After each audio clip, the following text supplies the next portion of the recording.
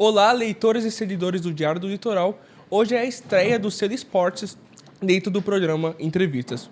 Para começar com o pé direito, a gente convida um dos símbolos do surf dentro da nossa região e da cidade de Santos, Diniz Iose. Diniz Iose. Iose, exato. O Pardal. O Pardal. Exato. Depois que eu aprendi a voar, eu virei um Pardal. Então, para a gente começar bem, eu queria perguntar para o senhor qual é a importância do surf para a cidade de Santos? Vamos ficar mais íntimo. Não quero nada de senhor aqui. Tá certo. Não, senão você me envelhece. Já chega as minhas rugas que me delatam. Qual o símbolo de Santos? Qual é a importância do surf para o santista, para a cidade de Santos? Na verdade, é Santos que é importante para o surf, pois aqui se deu o ato de pioneirismo do surf na América Latina. Então, devido às ondas de Santos serem bastante calmas, eu digo, longas, com uma velocidade não tão rápida quanto uma praia de Tombo, afinal de contas, Santos está numa praia de rio. Uhum. Isso proporciona um longo percurso para o surf, nas ondas, e numa velocidade que você não se sente tão desconfortável.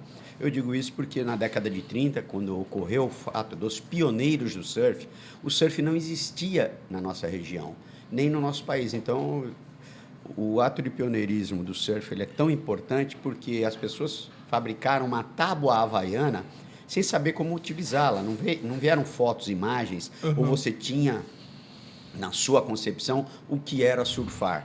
Não existia essa notícia, era uma notícia bastante longe de nós, porque o surf ainda estava engatinhando na Califórnia, que seria talvez o berço do surf para o mundo.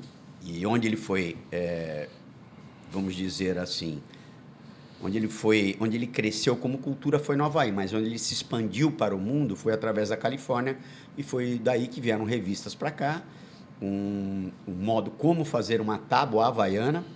E o Thomas, a Margot, o Jua e o Osmar fizeram essas pranchas e levaram para a praia. Então, eram pranchas de 3,40 metros, pesando aí de 20 a 30 quilos, e que você não tinha instrução de voo ou de surf. Você leva para a praia e não sabe o que realmente fazer com aquilo. Não sabe do bico, não sabe o que é uma rabeta, não sabe se a onda se pega na frente da espuma ou atrás da espuma. Então, o ato de pioneirismo, ele, na verdade, ele é tão importante que eu digo dessa maneira. Em outras praias talvez não acontecessem, porque numa praia como as do Rio de Janeiro, que são praias de tombo, umas praias com ondas bem mais fortes, naquela época a habilidade ainda não estava tão, vamos dizer, evoluída para que as pessoas surfassem no Rio de Janeiro. Uhum. Então, isso ocorreu em Santos então, quer dizer, é isso que eu digo, a importância de Santos para o surf, porque aqui nós estávamos numa região que foi bastante... é que nem aterrissar num planeta adequado. Tudo certo? Casou, né? Tudo casou para que ocorresse aqui. Entendi. Falando dessa questão da história, o senhor colaborou, participou do Projeto Santos, onde nasceu o surf no Brasil. Ainda nessa questão de importância, o que ele representa? O que o surf representa... Você diz para o Brasil? Não, é o que o projeto representa para a comunidade, para as pessoas, para os surfistas. Veja bem, é uma longa história. Não tão longa quanto o surf, que já está aqui desde a década de 30, mas é uma longa história do termos que, primeiro, nós imaginávamos, ou melhor, a notícia corrente era que o surf havia iniciado no Rio de Janeiro. E isso me pegou bastante, porque eu sabia de algumas histórias que aqui ocorreram, mas que nós não divulgávamos. Então, eu de certa maneira, eu peguei esse gancho, e não como uma crítica a quem estava fazendo o trabalho, e sim num desafio para que nós fizéssemos o nosso trabalho de contar, ouvir e contar nossas histórias. Então, em 1999, eu iniciei com o Museu Nômade do Surf. Depois foi o Museu Itinerante do Surf.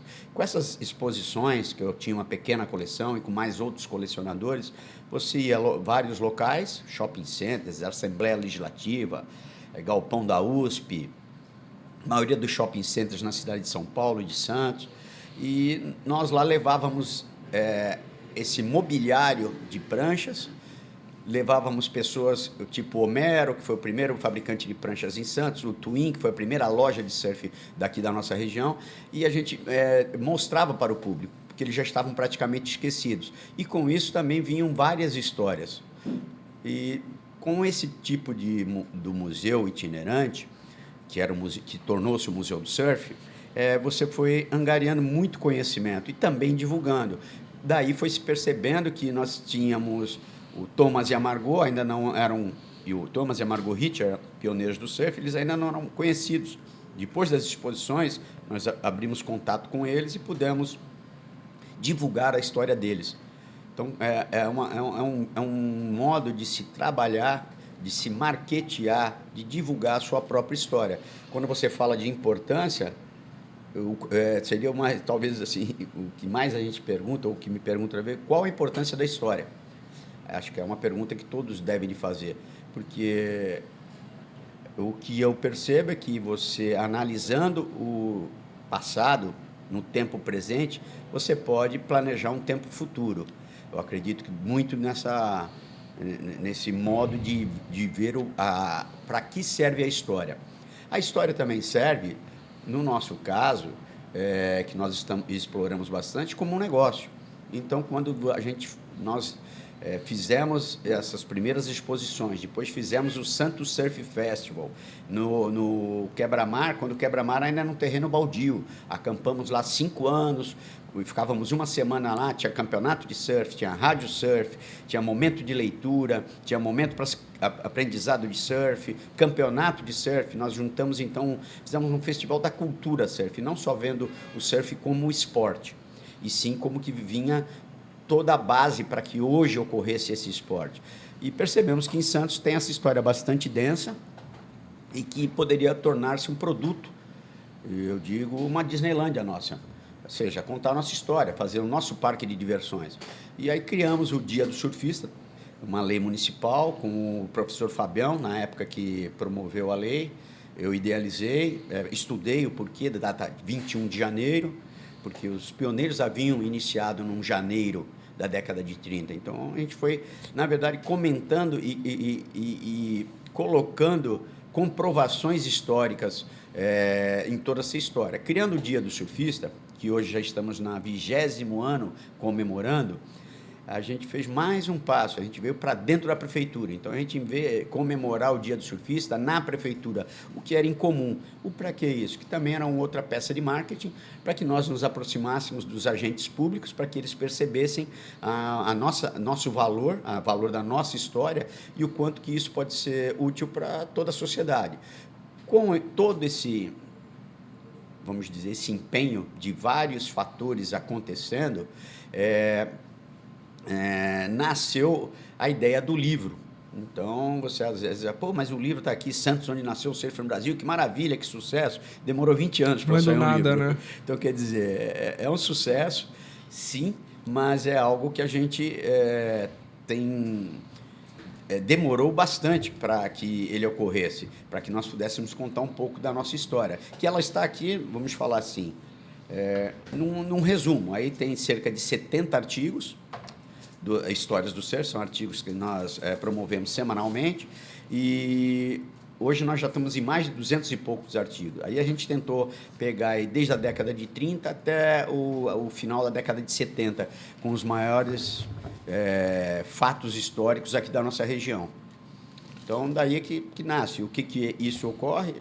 Ocorre que hoje temos o Dia do Surfista, e é tipo ter fundamentado um carnaval.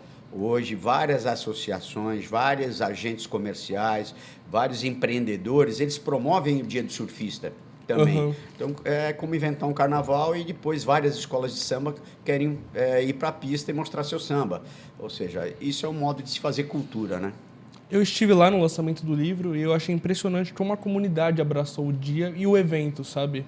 Abraçou, teoricamente, a prefeitura, em tese, né? Isso. E abraçou vocês. Exatamente. Veja bem, costumo dizer que surfista é que nem tio bêbado, todo mundo tem um na família aqui em Santos. Então, se vai ali, a gente está falando da história do surf como tema, mas o surf passou perto da maioria das pessoas que estavam ali, de alguma maneira, devido à densidade histórica que nós temos. Né? Então, nós temos aqui o primeiro campeonato paulista de surf, foi idealizado por santistas. Em 67, no Guarujá, ele ocorreu. Então, inúmeros feitos ocorreram proporcionado pela comunidade do surf cientista. A própria difusão do surf hoje para o litoral norte ou para o litoral sul, ela partiu da nossa região. Então, podemos dizer que hoje os campeões mundiais, que estão aí, o Adriano Mineirinho, do Guarujá, o Gabriel Medina, tricampeão mundial de Maresias, o Felipe Toledo, de Ubatuba, e o Ítalo Ferreira, que é um campeão mundial e primeiro medalhista olímpico do surf, ele que vem lá de Bahia Formosa, mas ele mudou para São Paulo para poder, vamos falar, desenvolver-se nas competições. Afinal de contas, aqui estavam os melhores campeonatos preparatórios para a vida profissional de surf. Então, se você quiser saber mais da história do surf no Brasil, a gente pode acompanhar no livro Santos, onde nasceu o surf no Brasil. Inclusive, para todos que queiram, vou deixar um formato aqui em PDF, aqui no Diário do Litoral, para que eles possam distribuir para quem estiver interessado. Não temos o livro físico à venda, é uma decisão do prefeito Rogério Santos, pois foi feito com verba pública. Então, esses livros só foram doados no dia do surfista que você teve lá. Estive lá. Então, foi a oportunidade, obter né? Fisicamente, foi essa maneira. Mas nós temos hoje a possibilidade de distribuir para qualquer pessoa que esteja interessada através de formato PDF eletrônico, que vai ficar aqui com vocês e vocês vão poder passar para os vossos ouvintes, aí, o pessoal que tá ligado no Diário do Litoral. Como a gente pôde ver, o livro é repleto de fotos que virou um acervo, virou uma biblioteca do surf. Isso. Eu acho isso muito impressionante, até para as novas gerações, sabe? Você mostrar para um filho, para um neto. Você acha que existe mesmo essa renovação do público surfista? Sim, porque agora você já vem com uma filosofia surf, sai um pouco do esporte. Filosofia surf, nós nos propusemos, e esse estilo de vida que nós adotamos, ele existe em boa parte do mundo. Então, hoje você está no aeroporto, é que nem assim, quando você reconhece um nipônico, hoje eu reconheço um surfista, aquela menina é surfista, aquela mulher é surfista, aquele cara é surfista, e a gente vai lá para falar de onda. A gente nunca se viu na vida, de onde que você veio, onde que você foi pegar onda? Tem uma ilha em tal lugar. Então, isso eu diria que é uma filosofia de vida. Nós nos reconhecemos porque nós temos os mesmos valores, que é essa vida de poder ter o tempo na praia, poder ter tempo para estar envolvido na natureza. Isso talvez traga um equilíbrio maior para as pessoas. E isso, de novo, vira um negócio. Você vê que nós temos redes de lojas em todo o mundo, em lugares que não tem onda e tem lojas de surf. Então, você vai em Brasília, você vai em Cuiabá, você vai em São Paulo, é cheio de loja de surf. O estilo de vida do surf, que vamos dizer, a sua roupagem, hoje ela é muito comum. E ela, assim, tem esportes com muito mais idade que o surf, mas que não tem essa adaptação ao público em geral. Então, quando você fala qual a relação disso com a juventude, ela não para de se renovar, porque o estilo de vida ele está bem, vamos dizer, fundamentado.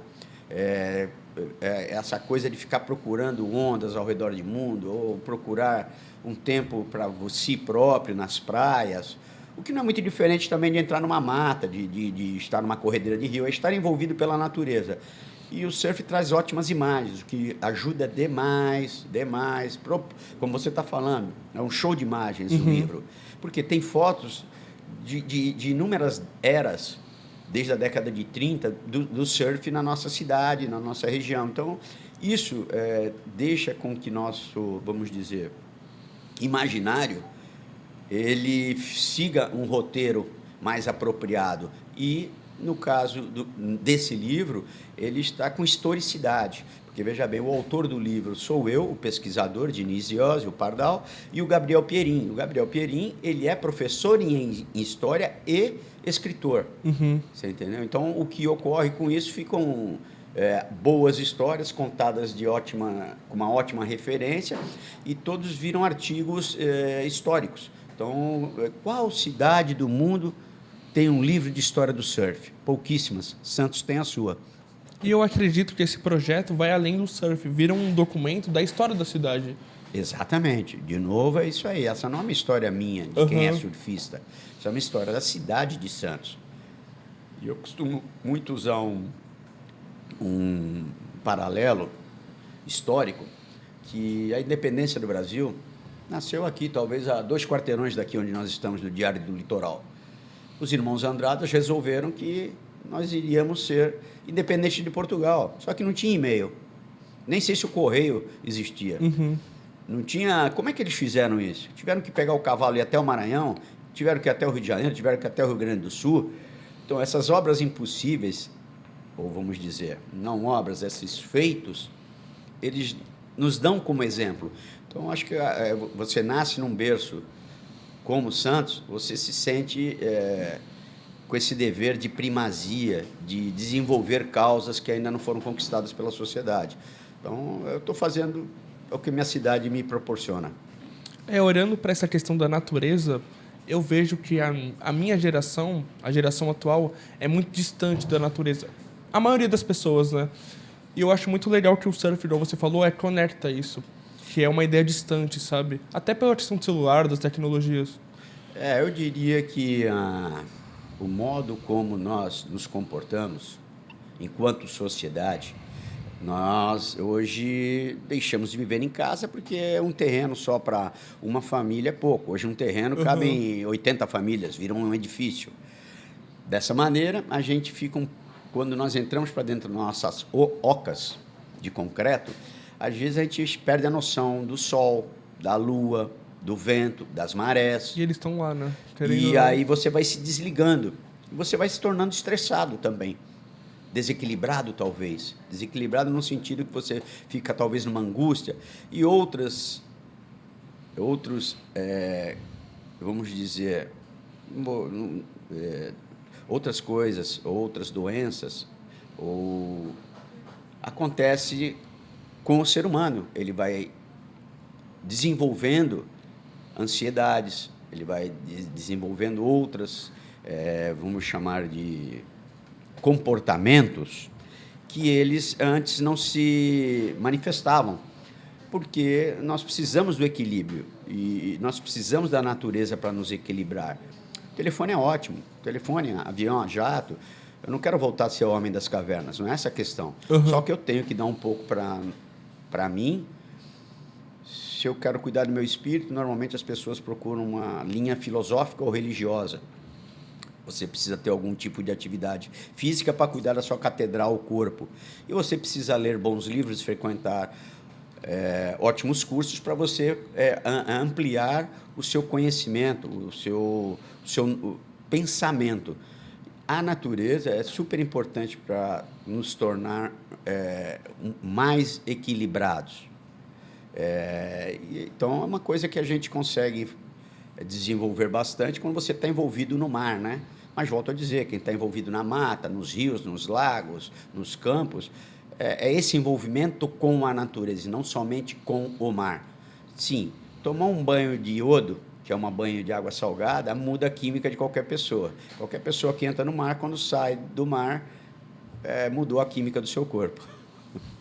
Olhando para essa questão de mercado, de negócios, hoje em dia a gente tem o Medina como o principal nome do surf. Sim. E ele virou um exemplo para a sociedade. Muita gente até pensou que ele seria o novo Ayrton Senna e tudo mais. Como o senhor vê, ou melhor, como você vê essa questão? É importante para o esporte, até o surf nas Olimpíadas? Como você enxerga isso? Lógico que é. Estamos baseados nessa filosofia, nessa cultura de praia, que é dos surfistas, e daí nasce a competição, o esporte. O esporte, ele desafia um ou outro para ver quem faz o melhor malabarismo, o melhor, vamos dizer, balé em cima das ondas. O que é bastante bacana é que não existe uma onda igual a outra. Então, você sempre vai... você é avaliado no surf, os juízes, os árbitros, melhor dizendo, eles fazem o julgamento, a arbitragem, através de parecer Porque não existe bateu a bola, ou está fora, ou está dentro, ou é gol, ou não é ponto. Você faz uma avaliação como na ginástica olímpica, conforme a sua perspectiva. Então, o subjetivo existe, né? Isso, o subjetivo está ali inserido. O estilo, a velocidade, o desafio naquela onda, tudo isso é medido ali em pontos e os árbitros conseguem, com isso, trazer para o público o melhor surfista naquele momento, né? Porque a bateria, né, como um jogo, ela tem um determinado período para isso ocorrer. Então, o esporte, nesse sentido, hoje, devido a toda essa filosofia que está por trás do esporte, o esporte, na verdade, ele é a ponta da lança disso tudo. Ele é o que hoje mais aparece, da forma desportiva. Aí vem todo esse modo comportamental, que nos é bastante característico. Então, é assim, a maior praça uma praça pública que existe são as praias no mundo, onde mais estão as pessoas, assim, eu quero dizer. As pessoas estão lá numa quantidade. E o surfista, ele tem uma proeminência na praia. Primeiro que ele, por remar, a gente tem que remar, surfar é ficar em pé. Mas o que a gente mais faz é remar. A gente passa 2 horas remando e se você vai ver quanto deu de surf em cima da prancha, deu 15 minutos. Cada onda é 30 segundos. 1 minuto numa onda mais longa de Santos. Então, esse tipo de... Esse comportamento do surfista na água, na praia, você geralmente está com o peito muito aberto, então fica aquela pose toda de que, pô, mas o que esse cara está querendo arrumar encrenca? Não, é um modo de tanto que você rema, a tua musculatura peitoral fica proeminente. Isso daí parece que a gente é o dono da praia, mas, na verdade, é o nosso território ali de desenvolver o que a gente faz. E uma outra coisa que trouxe bastante característica para o surfista, a maioria da humanidade, ou uma grande parte da humanidade, passa sufoco na zona de arrebentação, onde acontecem os afogamentos, onde estão as correntezas, e ali é onde nós brincamos, é onde nós nos divertimos. Então, não existe um surfista no mundo que não tenha feito um salvamento. Não existe. Todo mundo fez salvamento, inúmeros salvamentos. Então, você acaba sendo, de certa maneira, uma proeminência, como eu estava te falando, no estado físico, mas também uma pessoa confiável. Porque, caramba, aqueles surfistas me ajudaram. O salva-vida, que é o oficial de praia, é o cara que está ali profissionalmente, todos eles têm amizade com os surfistas e vice-versa. Por quê? Porque eles trabalham numa zona de perigo para toda a humanidade. E essas duas partes, um é o oficial e o outro é porque está lá se divertindo. A gente sempre estamos aí, de uma certa maneira, podendo salvar vidas.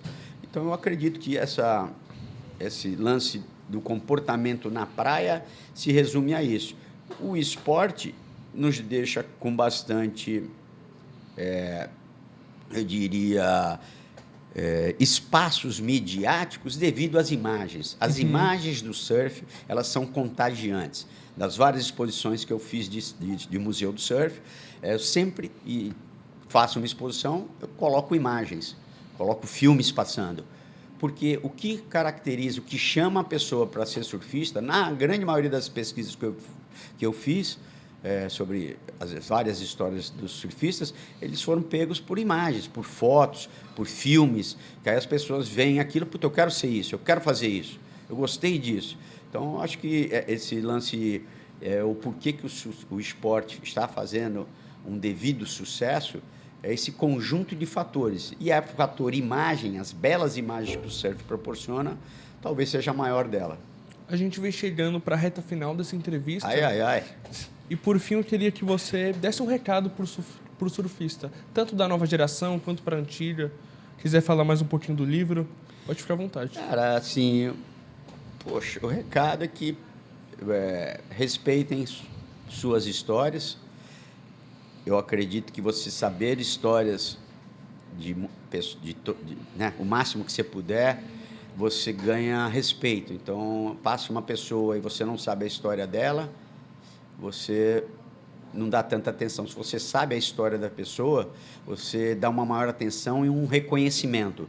Então, eu acredito que quando se encontram pessoas, não são somente os corpos, são suas histórias. Então, da máxima importância que nós possamos estudar nossas histórias em todas as matérias, do Porto, matéria do nosso café, a matéria do Santos Futebol Clube, a própria matéria do Diário do Litoral, a nascença da imprensa, qual a razão da imprensa, o que uma imprensa como ela deve se comportar, né? Eu acho que eu não sei aqui, eu não sou jornalista, mas eu me lembro que uma das coisas que mais me ativava, me deixava gostoso pela imprensa, porque a imprensa é aquele que fala tudo que um governo não quer escutar. Então, a imprensa é provocativa. Então, eu acho isso uma dinâmica impressionante. Perfeito. Queria agradecer de novo a sua presença. Foi uma honra conversar com você e ouvir todas essas histórias. E você, seguidor, fique de olho no nosso site e nas nossas redes sociais. Diário do Litoral, aqui é jornalismo. E você tem o livro em PDF aí com o Exato, Diário do Litoral. Procure no aí que eu estou deixando aqui. Agora, se eles não derem, ou se eles cobrarem, liga lá para mim. Vai estar na descrição. É isso. Tem mais um recado aí, não? Não, pode ir.